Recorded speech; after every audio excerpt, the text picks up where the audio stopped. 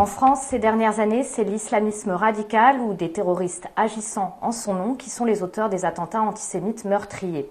Cette haine en a souvent minimisé une autre, celle de l'extrême droite, qui se présente même parfois aujourd'hui comme un rempart au terrorisme islamiste. Nicolas Lebourg, bonjour. Bonjour.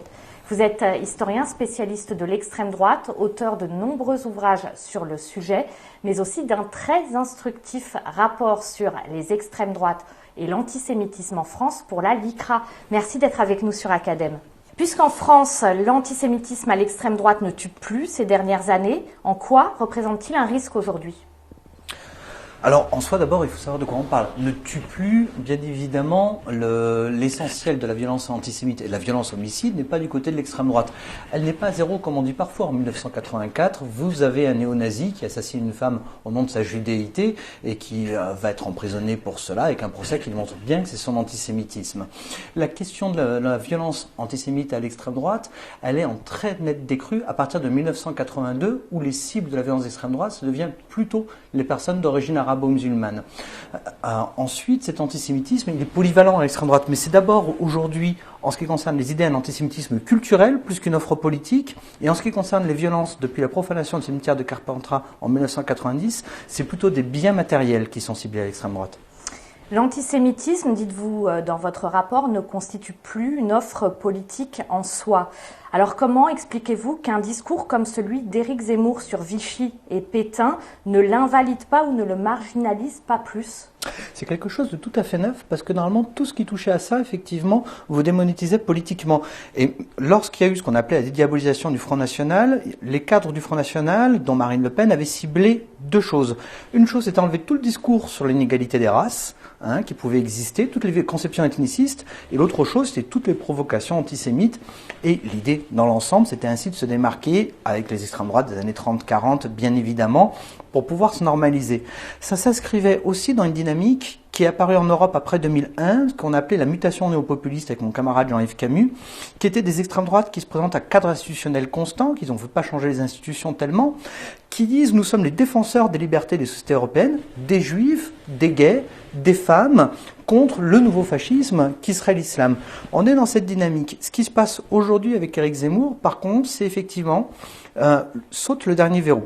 Celui de la révision. Alors Éric Zemmour ne fait jamais une négation, attention, sur l'extermination des Juifs d'Europe. Mais par contre, une révision. Éric Zemmour, parfois vu par ses fans comme un historien, c'est quelqu'un qui travaille sur archives. Éric Zemmour n'a jamais touché une archive de sa vie. Quand il critique Robert Paxton, il le critique depuis un plateau de télévision, pas depuis les archives nationales avec un travail neuf. Et ce qu'il dit n'a en soi aucune valeur historique. Alors, quelles conséquences, par exemple, sur le Rassemblement national de ce discours de Zemmour, alors que publiquement, en tout cas, Marine Le Pen a voulu, vous venez de le dire, de se démarquer de ces questions pour justement avoir une validité, une offre politique importante. Oui, puis Marine Le Pen, l'antisémitisme, c'est une passion chaude. Quelqu'un qui dure aussi longtemps que Marine Le Pen dans la vie politique, je veux dire, cette passion chaude, elle se serait exprimée à un moment ou à un autre. Donc Marine Le Pen, à l'évidence, n'est ni en public ni en privé quelqu'un qui nourrit des sentiments antisémites. Il y a au Front National autre chose, qui est une façon de s'accommoder de la présence d'antisémites. Parce que, bien évidemment, les anciens du GUD, en particulier, qui ont été très présents dans les dernières années du Rassemblement National, Front National, sont des gens qui épouse officiellement un antisionisme radical et qui, bien évidemment, dans la tradition du GUD, recouvre d'autres choses.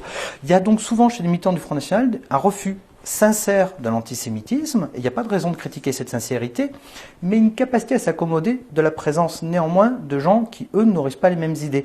Il faut différencier les deux. Le RN parle d'une population blanche qui serait en France dépassée par une autre, les Noirs, les Arabes. Entre ces populations blanches et celles qui ne le sont pas, où se situent les Juifs là-dedans dans le discours d'extrême droite ? Alors ça, c'est une question extrêmement délicate et extrêmement délicate pour la théorie des extrêmes droites. Bien voir qu'au départ, les conceptions de l'arianisme ne parlent pas du tout de blanchité. Quand vous lisez Mein Kampf, il y a un seul moment où on parle des Blancs, C'est pour expliquer que les Juifs manipulent la France pour importer des soldats noirs sur les territoires allemands pour détruire effectivement la race blanche. C'est le seul moment où Hitler se réfère à l'idée de blanchité. Cette idée de blanchité, elle va se construire au fur et à mesure de la Seconde Guerre mondiale avec l'ouverture du front de l'Est, avec les volontaires européens de la Waffen-SS qui vont représenter la moitié des effectifs en tout. Et là, on va commencer à voir ce genre d'idées apparaître et elles vont se formaliser à la fin des années 1940.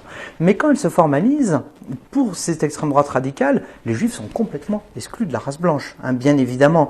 Et c'est même quelque chose qu'on voit dans les documents internes de mouvements néo-nazis des années 60, en disant « faisons attention, à force de parler des Blancs, des gens pourraient croire que les Juifs font partie de la race blanche. Il faut bien qu'on explique que notre blanchité est une poursuite de l'arianisme. » Maintenant, tout ça a été très bousculé au XXIe siècle.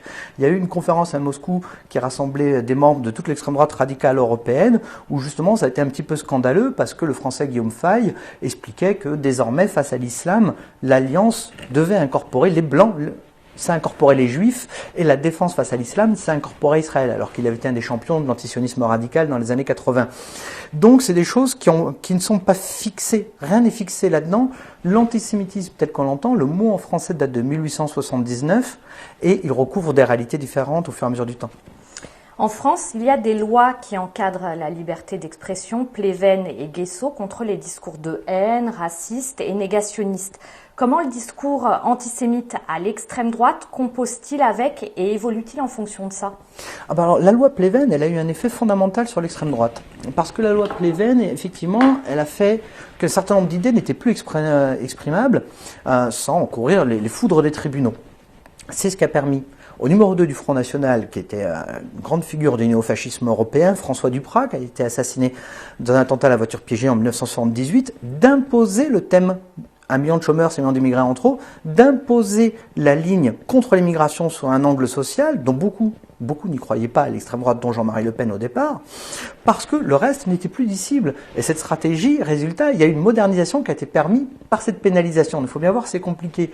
De même, mon camarade, le juriste Dominique Sistac, avait étudié le nombre de condamnations par rapport à la loi Pleven pour incitation à la haine raciale et montrait qu'en fait, c'était intégré à une espèce de business plan de certaines publications, c'était tout à fait gérable.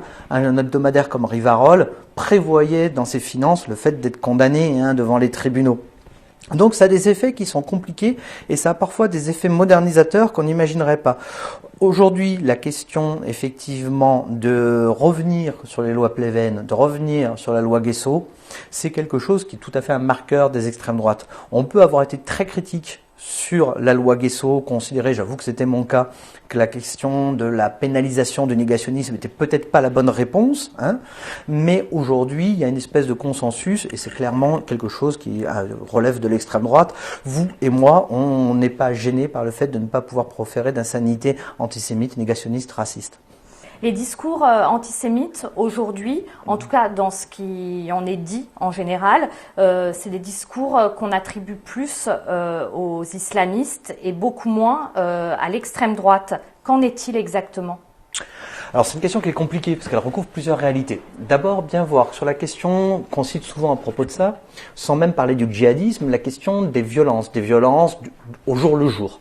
Elle remonte pas à la seconde intifada comme c'est répété ad nauseam, c'est pas vrai du tout au niveau statistique, ça remonte hélas encore plus tôt, donc encore plus de violence, ça remonte à l'année 1990, dans l'avant première guerre du Golfe. Donc c'est un problème de longue date. La question de la focalisation de l'antisémitisme du côté des islamistes et pas de l'extrême droite est une question un petit peu rapide. C'est résumer l'extrême droite à sa structure populiste électorale aujourd'hui. Alors, outre le fait que c'est pas si simple comme on l'évoquait tout à l'heure, il y a bien évidemment d'autres formations à l'extrême droite et surtout d'autres médias. Alors, par exemple, le site d'égalité et réconciliation, je crois que personne ne considérera que c'est un site très philosémite. Il ne représente pas 8 millions de vues par mois, comme il a été dit à la commission d'enquête parlementaire par le DILCRA de l'époque, le préfet responsable de la DILCRA. Il était plus qu'à 3,5 millions. C'était il y a quelques années 8 millions. Mais 3,5 millions, c'est pas rien. Un site comme Jeune Nation, donc, qui était l'organe de l'œuvre française qui a été dissoute en 2013 mais qui continue à fonctionner, c'est un petit site, si on regarde par rapport aux grands médias, c'est entre 50 000 et 150 000 par mois, lecture. Alors évidemment, c'est rien si on compare ça au Figaro, au Monde, etc. Mais, etc. Donc, il y a un impact culturel de l'antisémitisme qui est plus important, de même qu'on sait très bien dans les enquêtes d'opinion que notre problème est bien moins la proclamation des opinions antisémites que l'accommodation, l'acceptation d'opinions antisémites. Là-dessus, il y a aussi une erreur complète sur les enquêtes d'opinion qui démontrent aujourd'hui encore, voir les travaux de Nona Meyer, petit a, qu'elles sont focalisées chez les gens qui votent, chez des gens qui sont des électeurs de l'extrême droite, du Front National, et non pas sur d'autres champs idéologiques. D'autre part, il y a une espèce de mythe chez certains que l'antisémitisme aurait disparu par magie en 1944 en France. Il y a un sondage en 1978, on demande aux gens s'ils seraient prêts à voter pour un candidat à l'élection présidentielle s'il était juif. Il y a 28% de nos compatriotes qui répondent qu'ils ne voteront jamais pour un juif. Donc cette espèce de disparition de l'antisémitisme entre 1944 et la seconde intifada, c'est quelque chose qui est répété par des gens qui ne s'intéressent ni aux violences ni aux opinions antisémites. Qu'est-ce qui fait, Nicolas Lebourg, aujourd'hui la force du discours antisémite en France ? Je crois que la force fondamentale de l'antisémitisme, c'est la réponse à la transnationalisation. C'est-à-dire, je me doutais, on a une globalisation qui commence au 19e siècle. La première globalisation financière, c'est les années 1860. Ça s'entend dans notre vocabulaire. Le mot immigration, il rentre dans le dictionnaire en 1876. Antisémitisme, je disais, c'est 1879. Racisme, c'est 1892. Islamophobie, c'est 1910. On a tout un vocabulaire, et extrême droite, c'est 1820. On a tout un vocabulaire au 19e siècle qui nous montre bien toutes les réactions, toutes les difficultés à la société industrielle en voie de globalisation. On est rentré dans la globalisation dans une phase après 1945 de transnationalisation, une transnationalisation qui s'accélère. L'antisémitisme y répond. Il répond de manière très claire, il vous dit il y a un pouvoir juif mondialiste. Le terme de mondialiste d'ailleurs, il apparaît dans les extrêmes droites par des groupuscules néo-nazis dans les années 1960 en France. Il y a une explication claire, le monde se met à plat, le monde se transnationalise, les États-nations se déconstruisent par cette causalité. Et quand on répond à l'antisémitisme, on va dire c'est un complotisme débile, c'est un sentiment de haine, etc. Mais on n'explique pas les phénomènes socio-économiques. Beaucoup de nos compatriotes se disent pourquoi le patron de Netflix, est-ce que le patron de Netflix a plus de pouvoir que tel ministre en France, etc. sur les réalités sociales. Où est le pouvoir? C'est ça que dit toujours en fait le conspirationnisme dont on parle tant. Où est le pouvoir dans cette société? Et c'est vrai que c'est pas devenu très lisible. La force de l'antisémitisme, c'est de répondre à ça d'une manière nette, carrée, une causalité unique, des démonstrations, certes oiseuses, mais des démonstrations. Et quand vous regardez, j'évoquais le site d'égalité et réconciliation, vous voyez qu'on a beaucoup de gens qui sont à l'évidence des gens qui ont un bon niveau de formation, qui sont sans doute des bac plus 3, bac plus 5, qui ont des connaissances en sciences humaines, qui ont des connaissances en économie, pas assez pour comprendre comment fonctionne la transnationalisation, assez pour se dire il y a un problème, je ne sais pas où est le pouvoir. Et je crois que c'est vraiment la grande force de l'antisémitisme aujourd'hui, c'est que personne ne répond à où est le pouvoir, personne ne répond à comment fonctionne la transnationalisation. On tient des grands discours, soit sur les États-nations, dont c'est très bien historiquement que leur temps est révolu depuis la Première Guerre mondiale, ça fait quand même un petit siècle, soit effectivement on tient des grands discours oiseux, mais on n'explicite pas ces mécanismes-là. Nicolas Lebourg, est-ce qu'on peut dire que le discours d'Éric Zemmour est d'extrême droite et en quoi l'est-il ? Alors, extrême droite, c'est pas une injure, c'est une catégorie politique. C'est une catégorie politique qui n'a rien à voir avec le nazisme, qui n'a rien à voir avec Vichy, puisqu'elle naît dans la société française dans les années 1820, donc largement avant. Quand elle naît, ça veut dire quoi, extrême droite? C'est quelqu'un qui considère que les institutions sont en train d'amener la France au chaos et à la révolution, et que donc, pour remettre de l'ordre, il faut donner un coup de désordre, dégager les mauvaises élites qui nous amènent à la révolution, pour qu'enfin des élites judicieuses remettent de l'ordre et de la discipline dans ce pays. Donc là-dessus, on voit bien qu'on est sur une question sur laquelle je crois M. Zemmour se présente assez en élite de remplacement face à des élites qui nous amèneraient au chaos. Par-delà, que nous apprend l'histoire, un courant d'extrême droite, une pensée d'extrême droite, quel que soit le pays, quelle que soit la période et quel que soit le courant, elle a au cœur de sa vision du monde ce qu'on appelle l'organicisme. L'organicisme, c'est l'idée que votre unité sociale, c'est l'unité d'un corps, aucune partie ne peut en être défaite, toute transformation va l'amener à la mort. L'apport de l'étranger, ce sont évidemment des métastases et le cancer, etc. Donc ça, c'est l'organicisme et c'est le cœur des visions du monde. Il me semble, à la lecture de quelqu'un comme Éric Zemmour, des livres qu'il écrit, pas que j'écris moi, mais c'est la même chose pour les ouvrages de Marine Le Pen, que le cœur de leur pensée, c'est une pensée organiciste. Éric Zemmour tient des propos révisionnistes sur le rôle de Pétain, sur Vichy. Et Éric Zemmour, tout le monde l'a constaté, est juif. Est-ce que ça donne une force particulière à son discours? Est-ce que ça permet, entre guillemets, son acceptation par d'autres personnes plus facilement? Alors il faut bien voir que là-dessus, je crois qu'Éric Zemmour est plus un symptôme qu'un moteur. C'est-à-dire qu'après 2012, on a une forte droitisation des Français juifs. Jérôme Fourquet, que chacun connaît, a fait des calculs très précis là-dessus pour montrer qu'entre 2012 et 2017, la progression du vote FN chez les Français juifs était le triple de la progression de l'ensemble de la population. Donc c'est un groupe au sein de la société française qui se droitise beaucoup plus et qui se polarise beaucoup plus aisément vers le Front National depuis quelques années. Il est symptomatique de ça. Chez Éric Zemmour, cette question-là, elle est quand même toujours liée. Dans les origines d'Éric Zemmour, c'est pas juste juif, c'est toujours juif d'Algérie. Et c'est quelque chose de très important parce qu'il faut bien voir, il mobilise parfaitement la mémoire de la guerre d'Algérie. Depuis 2015, et durant tout 2015, il n'a cessé de répéter, c'est les attentats, c'est la troisième mi-temps de la guerre d'Algérie. Il y a encore 18 mois, dans une polémique mémorielle comme nous en faisons tant autour de la guerre d'Algérie, il avait justifié la torture en disant, rendez-vous compte, il y avait un Bataclan par jour. Et ça, c'est le discours aussi, vous savez, profondément, les groupes à visée terroriste qui ont été démantelés, AFO, OAS, ils disent la même chose. Ils disent les attentats de 2015, ils se sont créés en réaction aux attentats, mais ils disent les attentats de 2015, c'est aussi la poursuite de la guerre d'Algérie.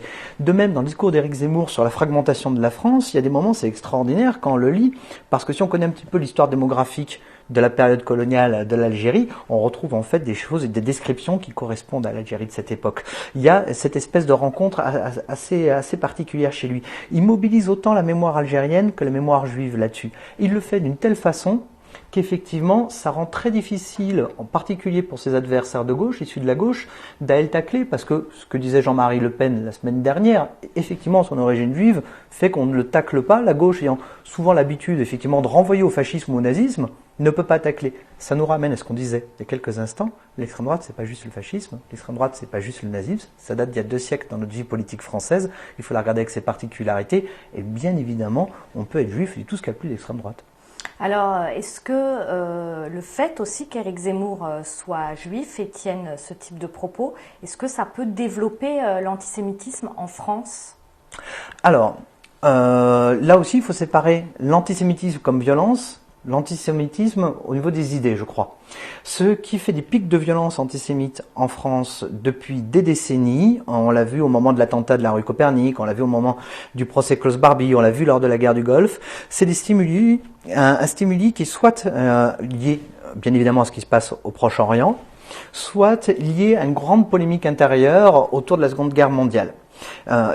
Sur les violences d'extrême droite antisémite, on a une explosion fantastique, par exemple, après l'attentat de la rue Copernic, qui lui, pourtant, est un attentat d'origine moyen-orientale, pas du tout d'extrême droite.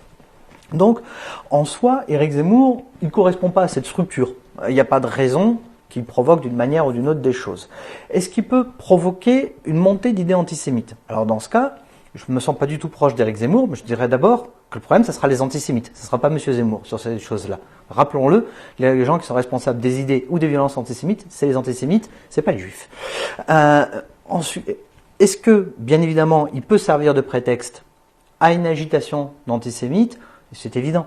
C'est évident, on voit bien qu'à l'extrême droite, Marine Le Pen, en une moindre part que Louis Alliot, mais Louis Alliot a beaucoup été le juif Alliot déjà. Et dans la question de la dédiabolisation, être vu comme une façon, le Front National se dédiabolise, se normalise, parce qu'en fait, c'est un coup des juifs pour le mettre à plat. Ça, c'est une vieille histoire. Il y avait des anciens SS qui avaient quitté le Front National avec M. Bousquet, qui a déposé les statuts avec Jean-Marie Le Pen, Front National en 72, au début des années 80, parce qu'ils disaient, depuis l'assassinat de François Duprat, Jean-Marie Le Pen était devenu un jouet d'Israël, et ils avaient dénoncé les manœuvres talmudiques de Jean-Marie Le Pen. Donc, il y a toujours des choses comme ça. On peut pas dire que c'est un fort impact politique normalement. Ça relève de l'entre-soi, plutôt. Ça relève de la motivation de ces groupes-là. On peut pas dire que, pour l'instant, ce genre de choses est pris beaucoup dans la société, sur ce genre de dynamique-là. Merci Nicolas Daubourg. C'est bon.